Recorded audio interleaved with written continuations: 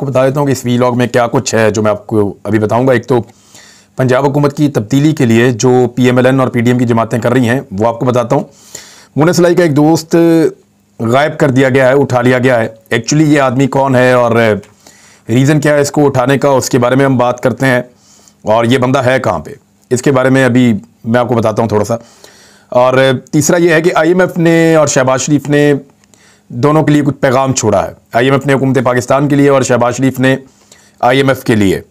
कुछ सिचुएशन है इकॉनमी की आपके सामने रखता हूँ, लेकिन सबसे जो बड़ी खबर है आज की वो ये है कि जनीवा कॉन्फ्रेंस जो हुई है पाकिस्तान के सैलाब मुतासरा इलाकों के हवाले से, उसमें आलमी बरादरी ने जो मदद पाकिस्तान के लिए दी है, सैलाब मुतासरीन की बहाली के लिए $10 अरब से ज़ायद इमदाद का वादा किया गया है पाकिस्तान के साथ। और ये इमदाद पाकिस्तान को अगले चंद सालों के अंदर मिलेगी। मैंने आपको पहले भी ये एक वीलॉग में बताया था। लेकिन ये अच्छी और बड़ी खबर है कि आलमी बरादरी ने पाकिस्तान के सैलाब मुतासरीन को तनहा नहीं छोड़ा, बल्कि उनके लिए बहुत बड़े इमदादी पैकेज का ऐलान किया है। उम्मीद करते हैं कि ये पैसा उन्हीं के ऊपर खर्च होगा, क्योंकि इससे पहले जो कुछ आया वो उनके ऊपर बदकिस्मती से खर्च नहीं हो सका। लेकिन अक़वाम मुत्तहिदा है, वो कोई ना कोई इसका मैकेनिज्म बनाएंगे और बनाकर उसके मुताबिक चलेंगे। इस्लामिक डेवलपमेंट बैंक ने सबसे ज़्यादा इमदाद दी है, $4.2 अरब अमरीकी डॉलर्स। वर्ल्ड बैंक ने उसके बाद $200 अरब अमरीकी डॉलर्स। यूरोपीय यूनियन ने 500 मिलियन यूरो दिए हैं। USAID $100 मिलियन उन्होंने दिए हैं। फ्रांस ने $345 मिलियन दिए हैं। UK ने वादा किया है देने का, अभी दिए नहीं है, ये वादा किया है। और वो किस तरीके से देते हैं, NGOs के ज़रिए से, अपनी तंजीमों के ज़रिए से, वो खुद इसकी मॉनिटरिंग करते हैं। वो किस तरीके से देते हैं ये देखना बाकी है। जर्मनी ने 88 मिलियन यूरोस दिए हैं। जापान ने $77 मिलियन। चाइना ने $100 मिलियन। और सऊदी अरब ने $1 अरब अमरीकी डॉलर दिए हैं। एक मरतबा फिर सऊदी अरब ने एक बेहतरीन भाई होने का सबूत दिया है पाकिस्तान और पाकिस्तानियों के लिए। एशियन इंफ्रास्ट्रक्चर इन्वेस्टमेंट बैंक $1 अरब इन्होंने दिया है। एशियन डेवलपमेंट बैंक ने $1.5 अरब अमरीकी डॉलर देने का वादा किया। तो ये जी सारे वादे हैं। ये लगभग जो रकम बन जाती है, ये 10 अरब से ज़्यादा की रकम तकरीबन जो वादा किया गया है वो बन जाती है। उम्मीद करेंगे ये सैलाब मुतासरीन तक पहुँचे। पाकिस्तान में 40 लाख बच्चे अभी तक सैलाब के आलूदा पानी के करीब मुकीम हैं। ये एक यूनिसेफ की रिपोर्ट आई है। देखिए, मैं एक चीज़ आपको बताऊं बड़ी क्लियरली, पानी निकालने का बंदोबस्त करना पड़ेगा। बहुत बड़े पैमाने के ऊपर मशीनरी भी शायद इस्तेमाल करनी पड़े, बहुत बड़े बड़े कट लगाने पड़े, पानी को फ्लो के साथ निकालना पड़ेगा और वडेरों को कंप्रोमाइज़ करना पड़ेगा, ख़ासतौर पे सिंध के, तो तब ये पानी निकलेगा। वरना जो 40 लाख बच्चे इस वक्त पानी के नज़दीक है, उनके पास दूसरी कोई जगह नहीं है रहने के लिए। हमने क्योंकि सैलाब से मुतासरा इलाकों का विजिट किया, बलूचिस्तान में तो सैलाब का पानी उतर गया। खैबर पख्तूनख्वा भी क्योंकि हाइट पे है, वो भी पानी उतर गया। पंजाब में भी पानी क्योंकि दरियाओं की तरफ बह जाता है, वहाँ पे भी ख़त्म हो गया। सिंध के अंदर क्योंकि बड़े अजीब तरीके से सिंध को ब्लॉक किया हुआ है, बांध के, और वडेरों ने अपनी ज़मीनें बचाई हुई हैं, तो उसकी वजह से पानी बहुत सारे एरियाज़ में इकट्ठा हो गया। अब जब तक ये पानी नहीं निकलेगा तब तक वो बच्चे वहीं उनको रहना पड़ेगा, उन्हें कहीं और शिफ्ट नहीं किया जा सकता। ये बड़ी बदकिस्मती है पाकिस्तान की। सिंध में सैलाब मुतासरीन अभी तक बेघर है। बाकी सूबों के तमाम मुतासरीन कहीं ना कहीं एडजस्ट होते चले जा रहे हैं, लेकिन जो सबसे ज़्यादा मुतासरा अभी तक सूबा है जिन्होंने काम नहीं किया वो सिंध है। और बातें आप जरदारी की और बिलावल की सुन लें तो ऐसा लगता है कि कौम की इनसे ज़्यादा किसी को ना फिक्र है, ना कोई इनसे ज़्यादा कौम का दर्द रखता है, और ना कोई इनसे ज़्यादा काम करता है इस कौम के लिए। IMF और शहबाज शरीफ के बीच में क्या एपिसोड हुई है मैं आपको बता देता हूँ। सबसे पहले तो शहबाज शरीफ साहब ने कहा IMF को कि रहम दिली दिखाए, हमें कुछ मोहलत दें। ये शहबाज शरीफ ने कहा है। मुश्किल तरीन शराइत खुद इन्होंने तस्लीम की, पहले मिफ्ता इस्माइल के ज़रिए, और अब दोबारा मुश्किल तरीन जो है शराइत उनके ऊपर फिर मुआहदा करने जा रहे हैं शहबाज शरीफ साहब। लेकिन शहबाज शरीफ साहब ने प्रेस कॉन्फ्रेंस भी की। उस प्रेस कॉन्फ्रेंस में कहा कि सैलाब से लोग मुतासर हुए हैं, लेकिन जो मुआहदा इन्होंने IMF के साथ किया वो सैलाब के बाद किया है। पाकिस्तान में सैलाब आ चुका था, उसकी तबाही आ चुकी थी, उसके बाद इन्होंने एक मुआहदा किया है, और अब ये चाहते हैं कि उसके अंदर IMF मोहलत दे। तो बिल्कुल पाकिस्तान को मोहलत मिलनी चाहिए, ये अच्छी बात है। लेकिन IMF जो है उसके लिए कुछ शराइत रखता है, कुछ चीज़ें बुनियादी हैं, वो तो पाकिस्तान को करनी पड़ेगी। यानी इसाक डार को अपनी जिद छोड़नी पड़ेगी अगर तो IMF के साथ मामलात को आगे बढ़ाना है। तो शहबाज शरीफ साहब ने कहा कि रूस और यूक्रेन की जंग की वजह से आलमी सतह पर खाने पीने की अशिया के दाम बढ़ गए हैं। और वैसे तो पेट्रोलियम का एक आया था, लेकिन वो पेट्रोलियम की कीमतें भी अब कम है।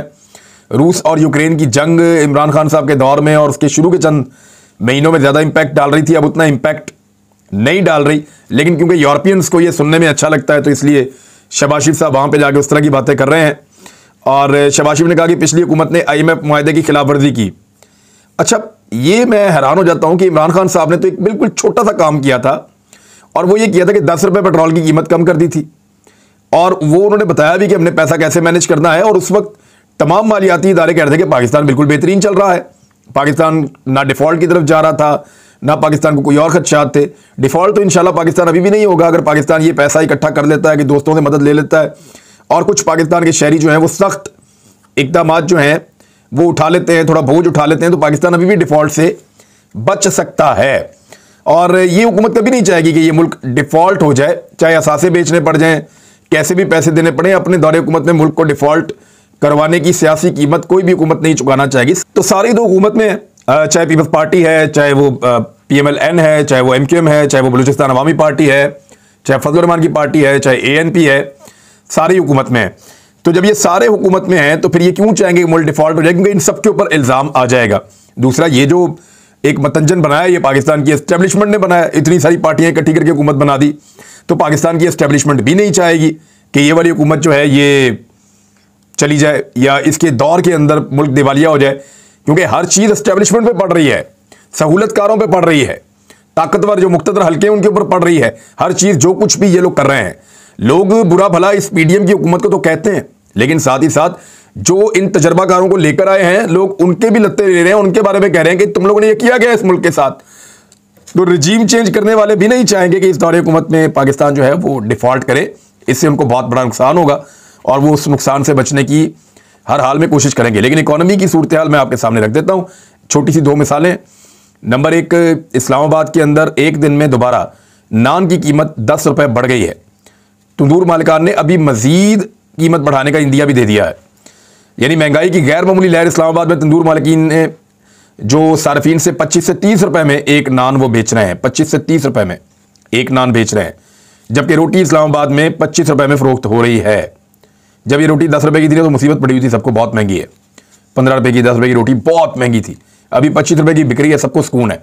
कोई मीडिया का बंदा जो है माइक लेकर शहरियों के बीच में नहीं जा रहा, वो इसलिए भी नहीं जा रहे ना, वो सारे मीडिया वाले वो ये सोचते हैं माइक लेकर शहरियों के बीच में जाएंगे तो शहरी हमें भी अब गालियां देंगे कि तुम लोग सारे रल के इमरान खान को बुरा भला कहते थे, उसकी हुकूमत गिरा के रजीम चेंज करके ये हुकूमत लेकर आए हो, हमारी दुर्गत बन गई है और तुम लोग इसके लिए जिम्मेदार भी हो। तो नान अगले हफ्ते से 35 रुपए में दस्तयाब होगा, ये भी बता दिया गया है।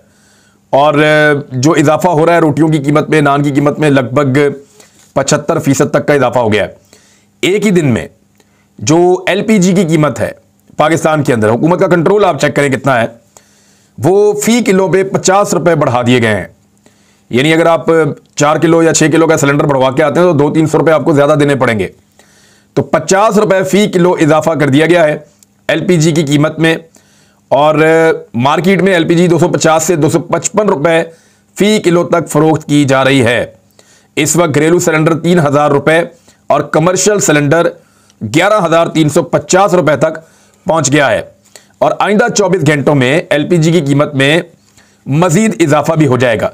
बहरहाल ये एक अच्छी बात है, लेकिन इमरान खान साहब ने बहुत पहले इसको भांप लिया था कि हमें रशिया से गंदम और पेट्रोलियम मसनूआत के मुआहदे करने चाहिए। इसके लिए वो गए भी थे रशिया, लेकिन मौजूदा इंपोर्टेड हुकूमत ने बहुत डिले किया, बहुत ताखीर की। मैं बार बार आपको वीलॉग्स में बताता रहा, बार बार आपको कहता रहा कि गंदम का एक बहरान आने वाला है और उसके लिए जिम्मेदार हमजा शहबाज और शहबाज शरीफ होंगे, क्योंकि जब इकदाम करने थे उस वक्त ये दोनों रजीम चेंज ऑपरेशन के बाद उठने वाली आवाज़ों को फाशिस्ट अंदाज में दबाने पर लगे हुए थे। उस वक्त ये सहाफ़ियों को और पॉलिटिकल वर्कर्स को गिरफ्तार कर रहे थे। उस वक्त इन्होंने पूरे मुल्क में एक ऑपरेशन चालू किया हुआ था, तो किसी की तवज्जो नहीं थी।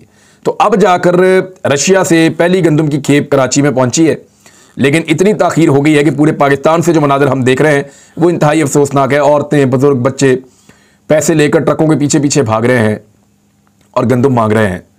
बलूचिस्तान में और सिंध में बड़े ही डिस्टर्ब करने वाले विजुअल्स हमें दिखाई दे रहे हैं। इवन खैबर पख्तूनख्वा के अंदर भी आटे की किल्लत हो रही है, पंजाब के अंदर आटा मनमानी कीमतों के ऊपर बेचा जा रहा है। तो हर जगह पे, और गिलगित बल्तिस्तान में भी आटे की शॉर्टेज है, हुकूमत ने उनका कोटा भी कम किया है। तो इस सारी सूरत हाल के लिए जिम्मेदार ये हुकूमत और इसकी गवर्नेंस है। ये तो बहुत तजर्बाकार थे, लेकिन इन्होंने कहाँ पहुंचा दिया पाकिस्तान को। फरहान नामी बंदा जो उठाया गया है, मोहन सलाई का दोस्त अहमद फरहान, ये मैंने आपको थोड़ा सा पहले बताया भी था कि इसके हवाले से कहानी भी आपको मैंने बताई थी। मोहन सलाई का ये बिजनेस के अंदर पार्टनर भी है, उनके साथ मिलकर काम शाम भी करता है, और कुछ लोग कहते हैं ये मोहन सलाई का फ्रंटमैन है।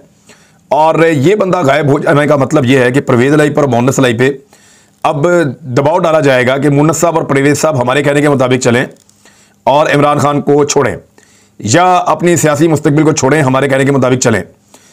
इस बंदे को गिरफ्तार कर लिया गया है।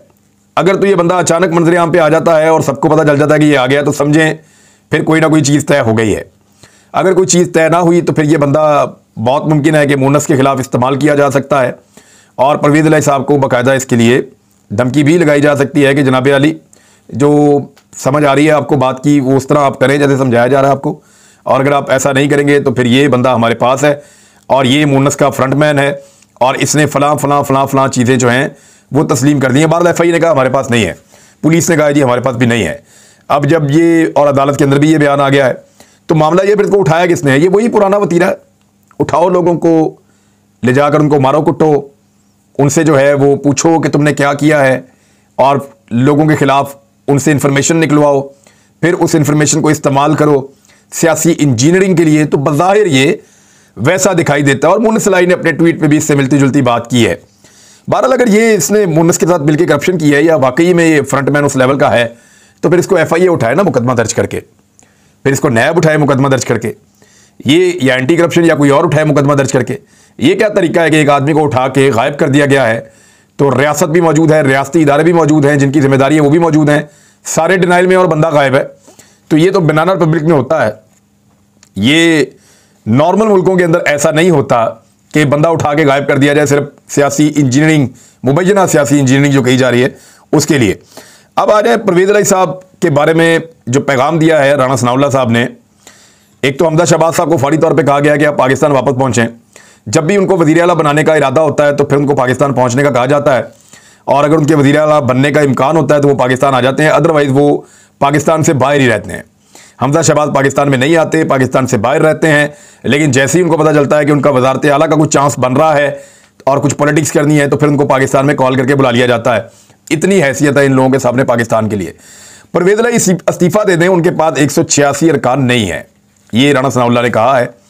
वैसे तो उनको आज़ाद भी आकर मिल गए हैं, और एक आधी और जमात ने भी उनको कह दिया है, और पाकिस्तान तरीके इंसाफ के भी 2 लोटे छोड़ के बाकी लोग मौजूद हैं, और काफली के अगर 10 हैं तो फिर तो बंदे 186 हो जाने चाहिए। लेकिन अगर राणा सनाउल्लाह साहब कह रहे हैं कि 186 नहीं है, तो फिर हो सकता है कि एस्टेब्लिशमेंट का जादू चल गया हो, जो इमरान खान साहब ने कहा कि उनको, लोगों को कहा जा रहा है कि उन्होंने एतमाद का वोट परवेज इलाही को नहीं देना। हो सकता है बहुत सारे ज़मीर जगा दिए गए हों और आखिरी वक्त में उनका पता चल जाए। अच्छा, दूसरी जानिब जो नून लीग की एक पार्लिमानी पार्टी का उन्होंने एक इजलास बुलाया, नून लीग ने और पीपल्स पार्टी ने। ये 2 बड़े इत्तेहादी हैं। नून लीग के पास 167 अरकान हैं, और 7 जो हैं वो हैं पीपल्स पार्टी के पास हैं, तो मिलाकर 174 इन दोनों के बनते हैं। 4 इनके साथ मुबैना तौर पे आज़ाद हैं, तो ये मिलाकर 178 बन जाते हैं। लेकिन वहाँ पे जो हाज़िरी हुई है वो 150 से भी कम की रही है। पीपल्स पार्टी के सिर्फ 2 लोग आए हैं, यूसुफ रज़ा गिलानी के बेटे, और एक जो हसन मुर्तज़ा वो, और अली हैदर गिलानी, ये 2 लोग आए हैं। इन्होंने अपने 5 अरकान को बड़ी सख्ती से ताकीद की थी, लेकिन वो नहीं आए। PMLN के अपने बंदे जो हैं वो काफ़ी कम थे, 150 से भी कम लोग टोटल इकट्ठे हुए हैं। तो मुश्किलात तो उधर नून लीग के लिए भी हैं, क्योंकि उनके लोग नाराज़ हैं, और वो ये कहते हैं कि जो कुछ भी है वो शरीफ खानदान अपने घर ले जाता है, तमाम ओहदे भी, तमाम सहूलतें भी, पार्टी के ओहदे भी और हुकूमत के ओहदे भी, हमें कुछ भी नहीं मिलता कभी भी, और सिर्फ हमें कुर्बानी के लिए रखा हुआ है। थोड़े दिन पहले उन्होंने ये शिकवे और शिकायतें किए भी हैं। बहरहाल मुस्लिम लीग नून के 145 के करीब और पीपल्स पार्टी के सिर्फ 2 अरकान शरीक हुए हैं पार्लिमानी पार्टी की मीटिंग में। तो सूरत हाल तो उनके लिए भी इतनी अच्छी नहीं है। लेट्स सी आने वाले दिनों में होता कि अब तक इतना ही। अपना ख्याल रखिएगा, अपने इस चैनल का भी। अल्लाह हाफ़िज़।